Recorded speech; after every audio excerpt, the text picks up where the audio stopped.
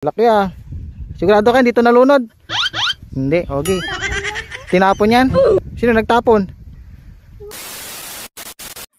What's up sa inyo mga kahawla? So ayun guys, lilipat namin yung garpis doon sa kabilang pan. Tapos yung hito ililipat naman dyan. So magpapalit sila ng pesto. So ayan, nililipat na nila pala. Hindi pala ako kasali dyan, taga video lang ako. Bilse, makakalpas yung ano, yung dalag.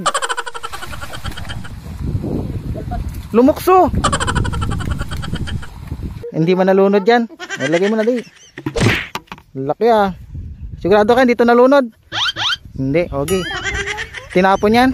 Sino nagtapon? Oo. Pap, daligi ko na doon. Swimming ka na doon oh. Bitawing isda. Baka hindi marunong lumango yan. Malulunod yan dito.